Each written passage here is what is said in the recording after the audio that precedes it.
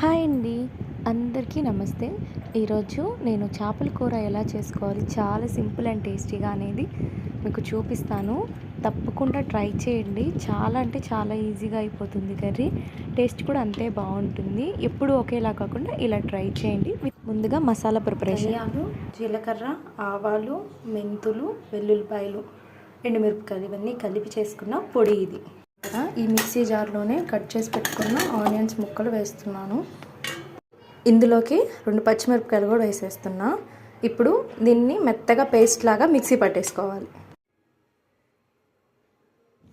నేను ఈ కూర అనేది మట్టి కుండలో చేస్తున్నానండి.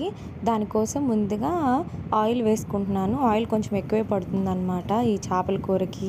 ఈ నాన్ వెజ్ కర్రీస్కి ఆయిల్ ఎక్కువ ఉంటేనే కర్రీ అనేది మంచిగా టేస్ట్ ఉంటుంది. ఉప్పు కారం కూడా ఎక్కువే పడుతుందన్నమాట. ఇప్పుడు ఆయిల్ హీట్ అయ్యాక అందులోకి ముందుగా మిక్సీ పట్టుకున్న ఉల్లిపాయ పేస్ట్ని వేసుకున్నాయి. అది వేగాక అందులోకి అల్లం వెల్లుల్లి పేస్ట్ కూడా వేసి మంచిగా ఫ్రై చేసుకోవాలి. అల్లం వెల్లుల్లి పేస్ట్ కానీ అలాగే ఆనియన్ పేస్ట్ ఎంత మంచిగా వేగితే కర్రీ అనేది అంత టేస్ట్ ఉంటుంది.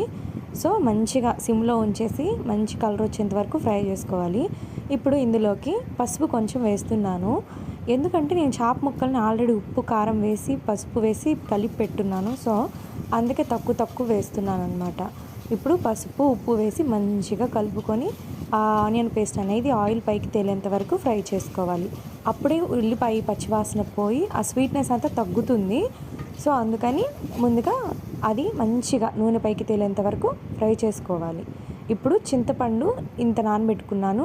అంటే పెద్ద నిమ్మకాయ సైజ్ అంత చింతపండు అయితే సరిపోతుంది.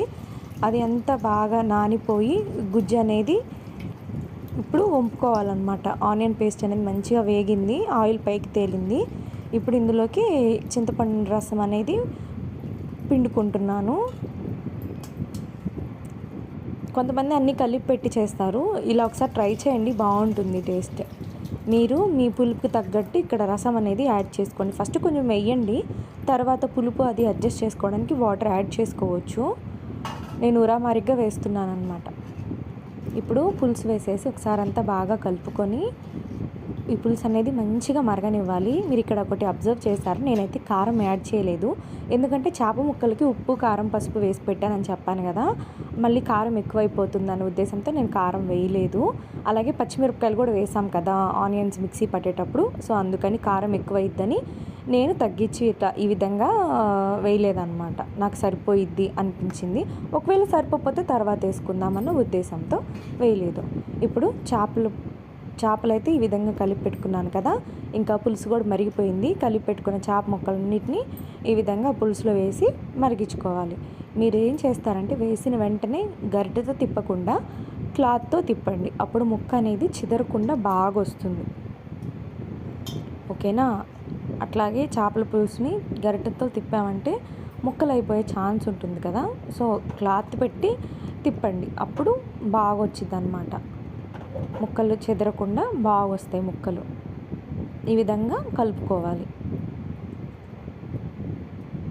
మీరు ఇప్పుడు ఉప్పు కారం పులుపు అన్నీ అడ్జస్ట్ చేసుకోండి, చూసుకొని సరిపోయిందా లేదా అని. సరిపోతే ఓకే, సరిపోకపోతే ఏమన్నా ఉప్పు కానీ అవి ఏమన్నా సరిపోకపోతే యాడ్ చేసుకో. నేను ఇక్కడ టేస్ట్ చూసాను.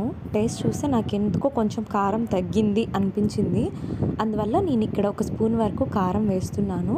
నేను అదే చెప్పాను కదా, కారం అనేది చూసి వేసుకోండి, మరీ మంటగా ఉన్న తినలేం కదా. సో ఇంకా నేను చూసుకొని అడ్జస్ట్ చేసుకున్న. ఉప్పు అది పర్ఫెక్ట్గా సరిపోయింది, కారం ఒకటి సరిపోలేదన్నమాట.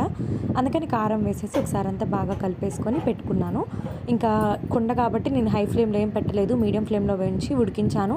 ఈ పులుసు అంతా మంచిగా మరిగి చిక్కబడేంత వరకు ఉడికించుకున్నాను చేపల కూర. ఇంకా లాస్ట్లో ఒక 10 నిమిషాలు దించుతామన్నంగా ముందు మిక్సీ పట్టుకున్నాం కదా పొడి, ఆ పొడిని వేసేసి ఒకసారి అంతా బాగా కలుపుకోవాలి. ఈ పొడి కూడా పులుసులో మంచిగా ఉడికిపోయిద్ది అనమాట. అప్పుడు కొంచెం పులుసు అనేది చిక్కబడిన తర్వాత ఆయిల్ పైకి తేలాక స్టవ్ ఆఫ్ చేసుకుంటే మనకి చేపల కూర అనేది రెడీ అయిపోతుంది. వేడిగా ఉన్నప్పుడు కంటే తర్వాత రోజుకి చేపల కూర అనేది టేస్ట్ చాలా బాగుంటుంది కదా. అయితే మేము ఆ రోజు నైటే వండుకొని నైటే తిన్నాము. టేస్ట్ అయితే అసలు ఎంత బాగుందో అంటే అంత బాగుంది. ఇంకా కరివేపాకు కూడా వేస్తున్నాను, ఫ్రెష్గా తీసుకొచ్చి మా చెట్టుది కోసి వేసాను. ఫ్లేవర్ ఎంత బాగుండిద్దో. ఇంకా కొంచెం కొత్తిమీర కూడా.